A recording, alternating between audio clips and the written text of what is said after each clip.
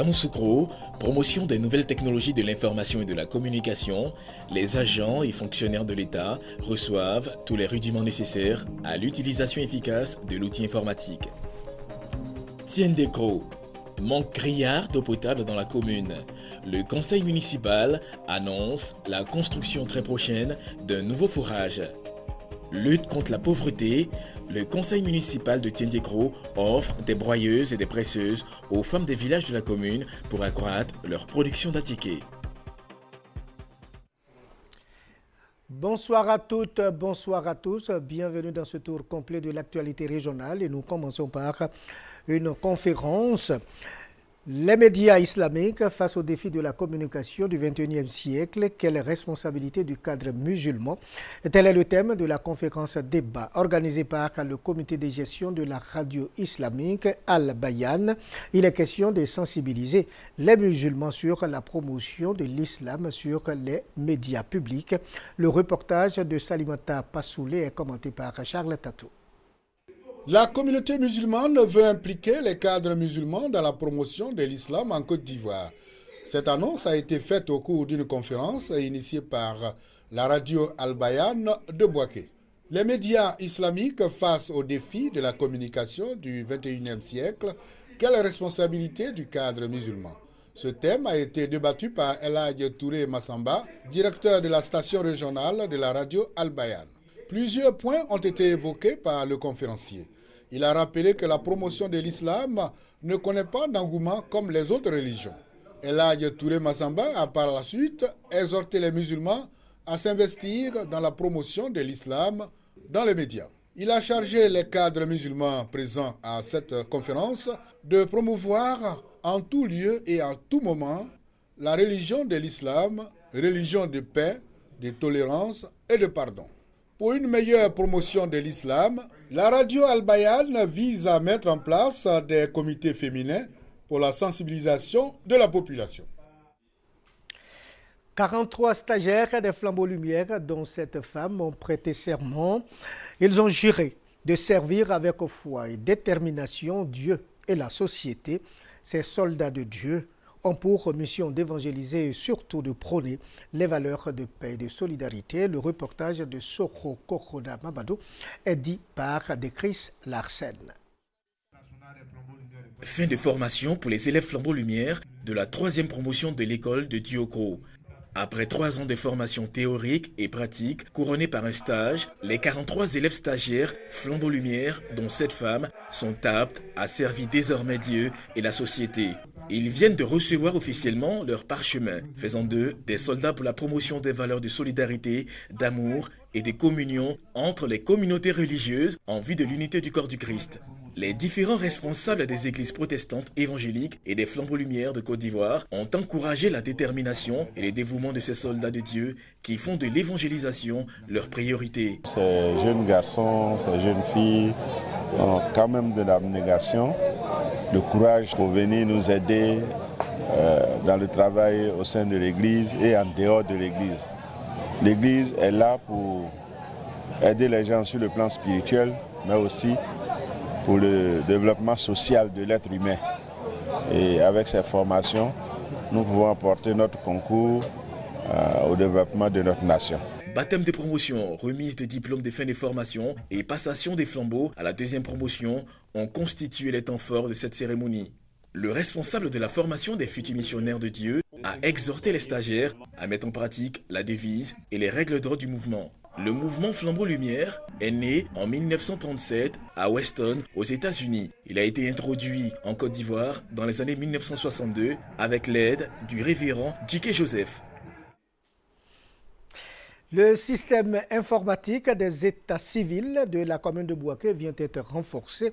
De nouveaux matériels informatiques obtenus auprès d'une maison de téléphonie mobile par Loukou Kouadio Michel, conseiller municipal. C'est un don d'une valeur de plus de 10 millions de francs CFA. Ce don est composé de 5 ordinateurs et de kits de connexion Internet.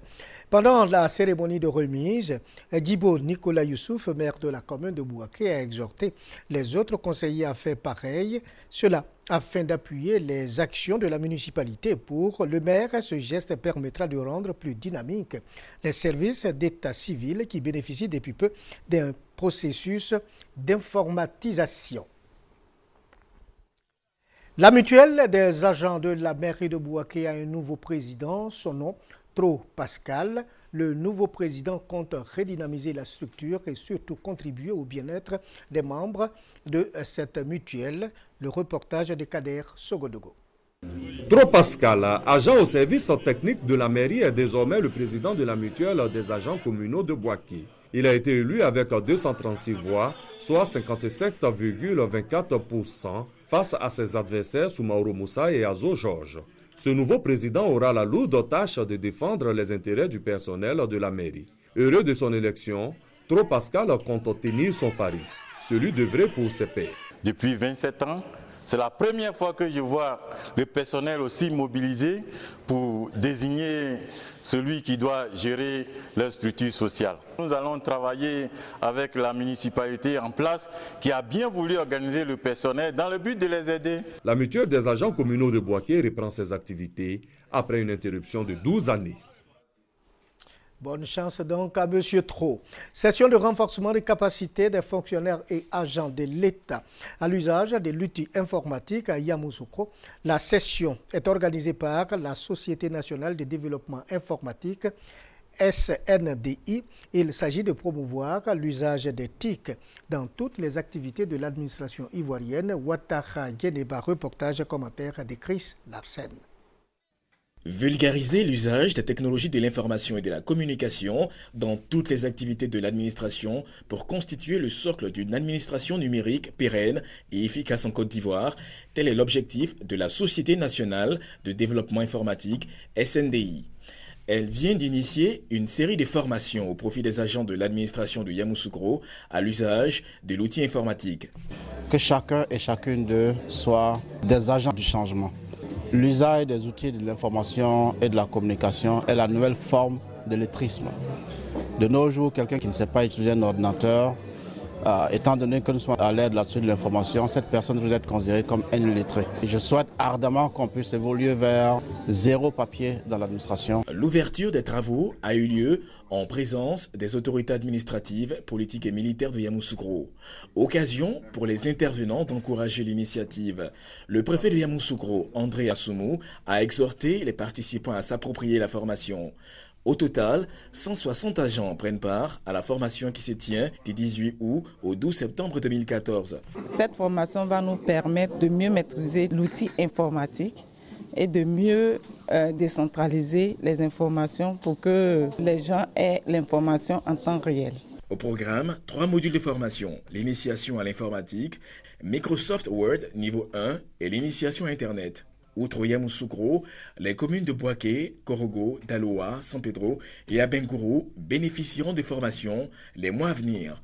Créée en 2012, la Société nationale de développement informatique, SNDI, a déjà formé plus de 3000 agents à Abidjan.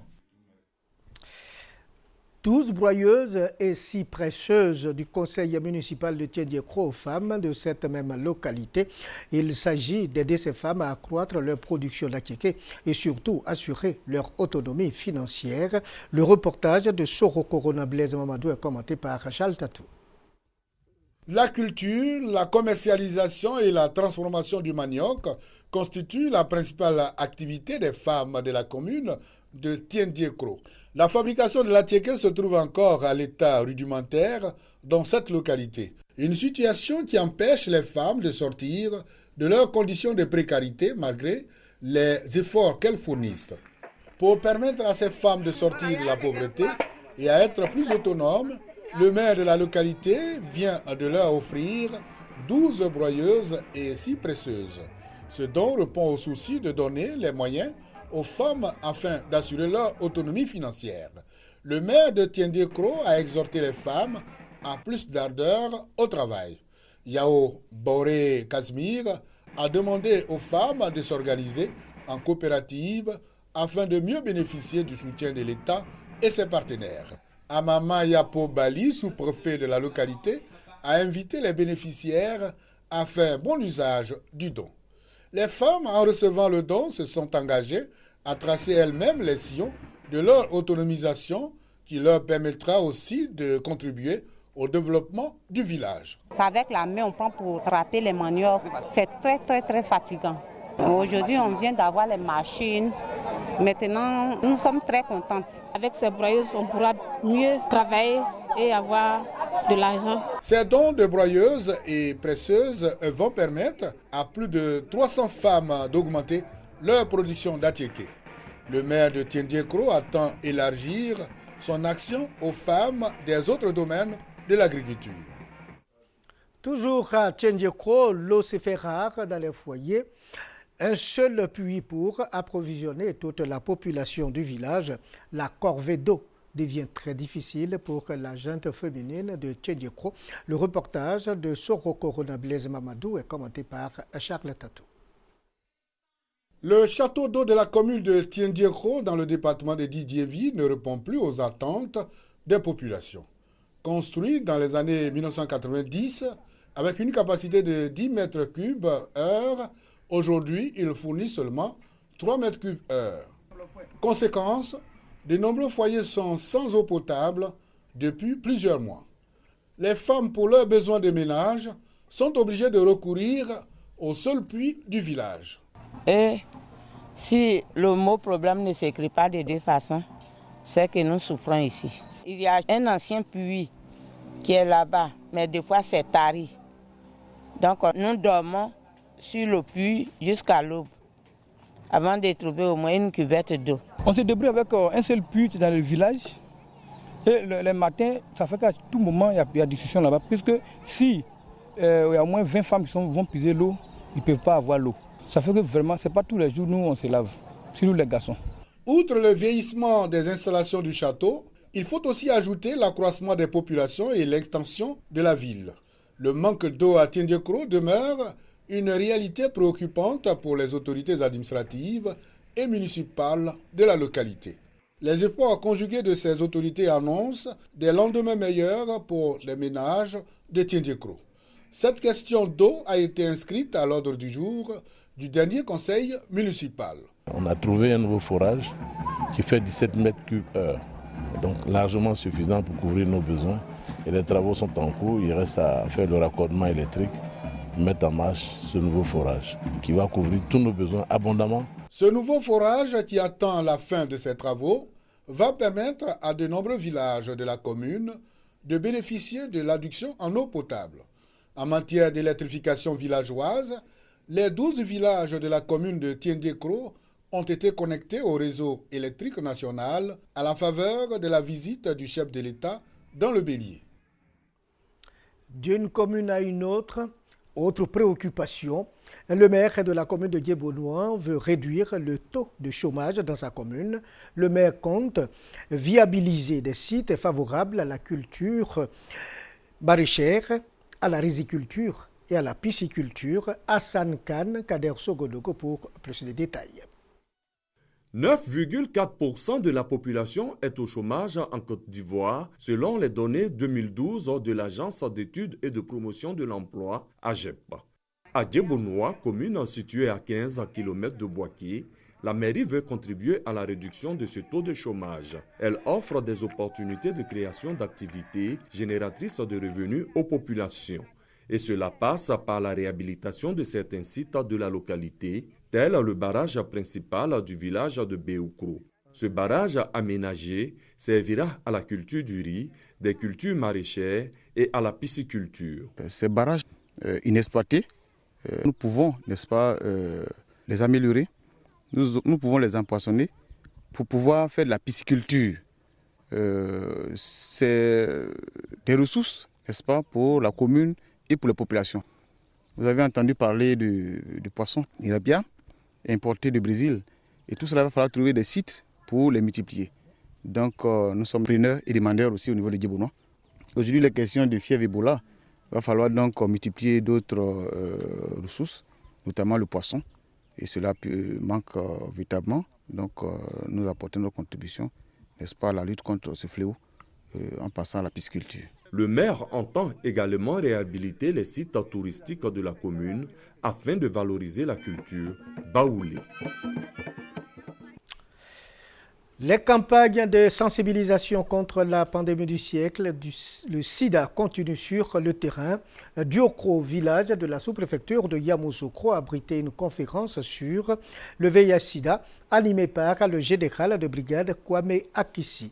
Le médecin à l'hôpital militaire d'Abidjan a exhorté la jeunesse ivoirienne à se prêter au dépistage précoce du sida pour vivre sainement. Soro Corona Blaise Mamadou, commentaire de Chris Larsen. Le dernier rapport de l'ONU-SIDA de 2011 indique que 34 millions de personnes vivent avec le VIH dans le monde et 1,7 million de personnes sont décédées dans la même année du fait du sida. En Côte d'Ivoire, en 2011, on estimait à 450 000 le nombre de personnes vivant avec le VIH. Même si les chiffres baissent d'année en année, les sensibilisations continuent sur le terrain.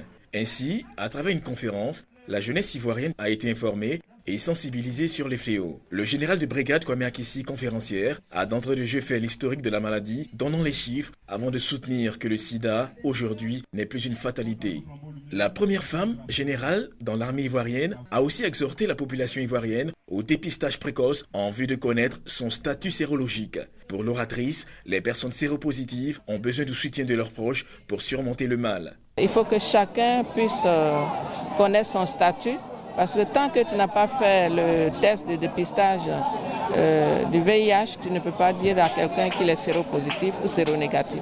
Le VIH est dépisté rapidement et il est suivi par les conseils. Et ceux qui sont atteints du virus, qui sont malades du sida, ont les antirétroviraux et ils peuvent vivre longtemps avec cela. Le général Kwame Akissi a invité la jeunesse chrétienne à plus de responsabilités et surtout à éviter la multiplication des partenaires sexuels. Les témoignages et les préoccupations posées par l'assistance ont laissé entrevoir l'intérêt que les populations accordent à la lutte contre la pandémie du siècle, le sida. Toujours dans le domaine de la santé, les femmes du département de Tiassalé s'unissent contre l'insalubrité et contre la fièvre Ebola. Ces femmes ont nettoyé des rues et des locaux de services publics.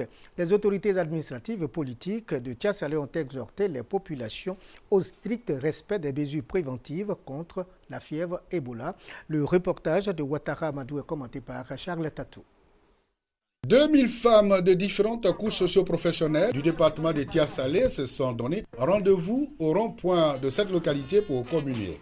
Objectif de ce rassemblement, unir leurs forces afin d'être plus efficaces dans la lutte contre l'insalubrité. Elles ont nettoyé des rues de Tiassalé et des locaux de certains services publics. Se félicitant de cette prise d'initiative de la Fédération des associations des femmes FAFTIA et de l'Association des femmes promotrices de la propreté et de la cuisine de Tiassalé, la marraine de la cérémonie, Mme Eponon Boni Marie-Noël, a appuyé l'action de ses consoeurs avec un don de 2 climatiseurs à la maternité.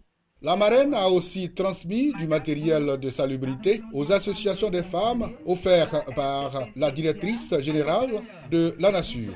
Elle a invité les femmes à l'Union pour le développement de Tiassalé. À la maison, au marché, partout dans les rues, il faut qu'on sente la propriété à Tiassalé. Quand notre ville est propre, on va tout droit à l'émergence. Le sous-préfet de Morocco, Yapo Anik, et le maire de Tiassalé, Sila Soualio, ont exhorté les populations à respecter les mesures préventives contre le virus Ebola. Le directeur de l'environnement, de la salubrité urbaine et du développement durable de l'Agnebi Tiassa, lui, a assuré de la disponibilité de ses services à appuyer toute action visant à maintenir un cadre de vie sain. Cette initiative est à encourager.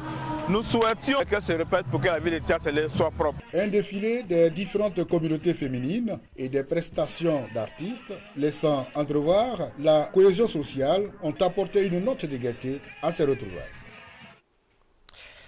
La lutte contre la fièvre hémorragique à virus Ebola s'intensifie sur le terrain. Le préfet de la région de Bouaké a invité ses administrés à respecter à la lettre les décisions du gouvernement. C'était au cours d'une rencontre avec toutes les couches sociales de Bouaké. Le reportage d'Hassan Khan est commenté par Kader Sogodogo. À ce jour, la Côte d'Ivoire n'enregistre aucun cas de la maladie à virus hémorragique Ebola. Pour empêcher le virus d'entrer dans le pays, les autorités ivoiriennes multiplient les actions de sensibilisation et de prévention contre la maladie. À Bouaké, le préfet de région, Koné Aka, a rencontré toutes les couches sociales.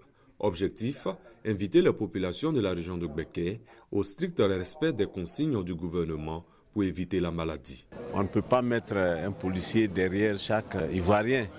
On ne peut pas mettre un médecin ou un infirmier derrière chaque Ivoirien. Donc nous passons l'information, il faut que chacun soit vigilant. Le gouvernement a édité un certain nombre d'interdictions, un certain nombre de recommandations. Il faudrait que chacun de nous respecte scrupuleusement ces recommandations, si nous ne voulons pas que la fièvre Ebola entre en Côte d'Ivoire. Il faut noter que le virus Ebola a fait plus de 1000 morts depuis sa propagation dans la sous-région ouest africaine. Il n'existe aucun traitement fiable jusqu'à ce jour. Et voilà, c'est la fin de cette édition. Merci de nous avoir suivis. Au revoir et à très bientôt.